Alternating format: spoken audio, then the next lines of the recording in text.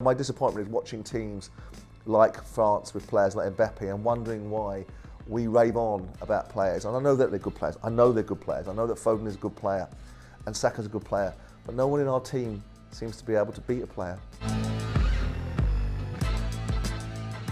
Welcome to this week's edition of One to One with Simon Jordan. Of course, as always, keep liking and subscribing. And don't forget to keep leaving those questions in the comment section below. But let's get on with this week's show.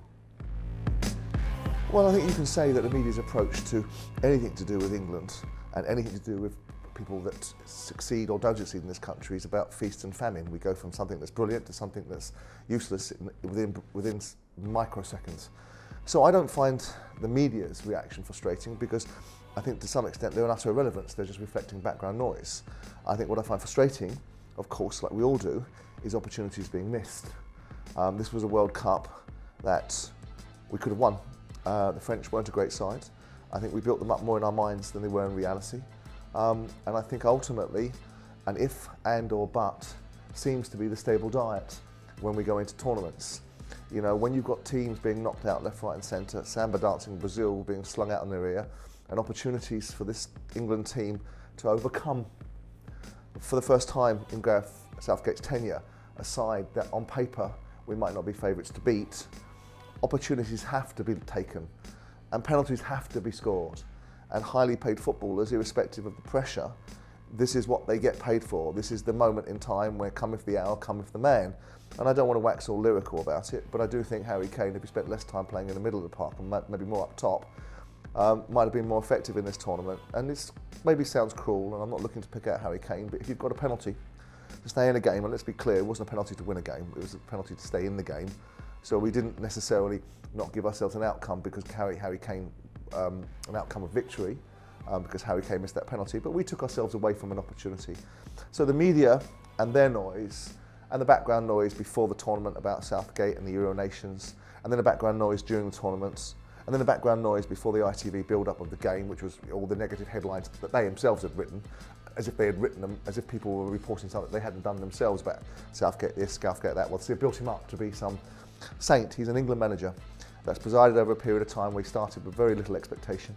At timing, he's been a product of his time. Sven-Göran Eriksson produced a decent side, and the timing was all about wags and the culture of football. Gareth Southgate's presided over a time when he's been able to take younger players through, manage them, but opportunities have been missed. So when the question, the genesis of the question comes, do I get frustrated with the media? I spend my life getting frustrated with the media whilst being in the media and trying to make sure that there's balance, fairness, equitability and honesty in what's reported rather than agendas and structures and ridiculous, as I said at the top of this piece, feast, famine, famine, feast, when really somewhere in the middle is what it is. Of course, refereeing and VAR will always make the headlines, and there will always be mistakes, and there'll be elements of people that allude to situations suggesting that favouritism was particularly patronised onto one side or another. I think the refereeing has been okay. I don't think it's been great, but I think it's been okay. I think there's some questions that we could have asked and answered. We can talk about the nature of a referee's style, and if people feel that they need to investigate how referees have performed and make them accountable for it, well, I suppose you could say that's too little too late. But I haven't looked at refereeing and thought, oh my word, there's something that I don't really like about that. What I did think on Saturday, specifically in the England game, was he's going to award some big decisions because he'd waved off quite a few decisions. He'd looked as if he was letting the game run in a certain way, and he seemed to have a certain type of personality, not suggesting that referees shouldn't have a personality, but a certain type of personality which sort of aired towards, I'm in this game, I'm part of this game, and my personality is going to become prevalent in it. So whatever they feel they need to do about refereeing decisions made in other games, in Argentina and Netherlands, or whether people think that the referee that England had on Saturday was loaded in a certain way, I think, like I said about the question about the media, that's background noise. Games are won by players, not lost by referees.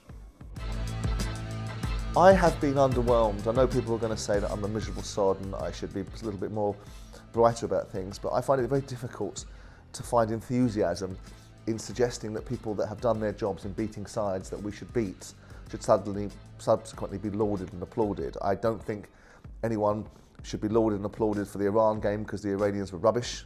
I thought, to a man, we were poor against the US. The Welsh were very poor. The Senegalese were naive, and we did our jobs in all of those. I think Kyle Walker, to me, at times, albeit he got run a couple of times against the Senegalese, was in the right frame of mind for the French game. I think probably, you know, the easy go-to answer would be Jude Bellingham, because I think as a 19-year-old player, he's on his journey. He has the potential to be a top player. I hope that we keep some context because he did well. He did well against opposition that was inferior to England. He wasn't so impressive against the French, and that was always my question as to how we would impose ourselves against bigger opposition and better opposition.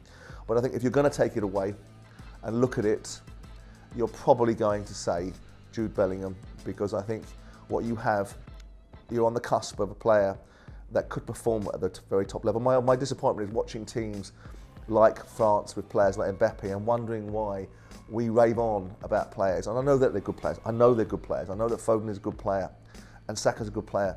But no one in our team seems to be able to beat a player, go past a player, create space. And when you look at players like Mbappe and you think, why don't we produce players like that? We produce players that we laud and applaud and say they're so wonderful and fantastic and they're world beaters. And I'm sure that I'm going to be, you know, buried with contempt by certain segments of fan bases or people that think I'm being negative. But I think it's also about being realistic about what we've got.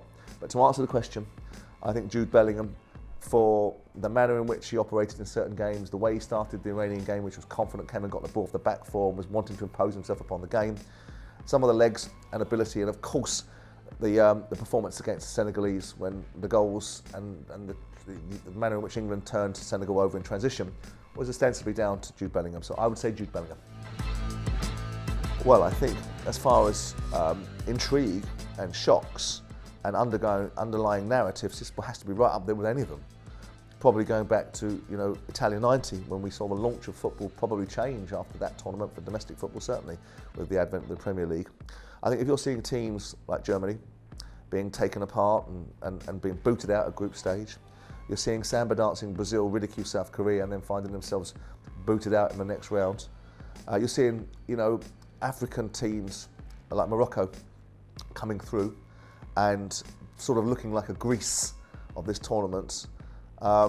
You're seeing Spain and the perceptions of Spain. So you're seeing all these big nations that you would have put down as being real contenders. And underneath that, you're also seeing the backstories of whether Argentina, not that I could care less, I don't have one single iota of sentimentality to whether Lionel Messi wins this World Cup. I wanted England to win it. You're seeing the backstory of ultimately Lionel Messi and a poor Argentinian side being carried somewhat similar to the 86 team, which was carried by a much younger Maradona. So I think it ranks up there with intrigue. Having been there, we were out there for the 2 weeks group stages and seeing the geographical situation of the tournament and being able to go between games if we chose to, and seeing the configurations in the stadium and seeing some of the myths about a country that has lots of challenges if it wants to be accepted by the Western world, as if it wants to be accepted by the Western world, but finding out the truths behind certain things, all made for an interesting and fascinating backdrop.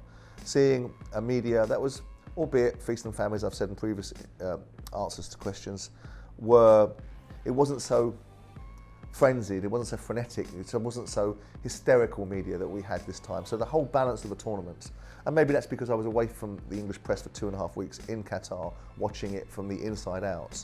But I think as far as a tournament, as far as intrigue and outlooks and surprises and people getting their just desserts, you know, I made a point, and so did Roy Keane, about samba dancing, Brazilians taking the mickey out of the South Koreans, and boom, next round they get theirs.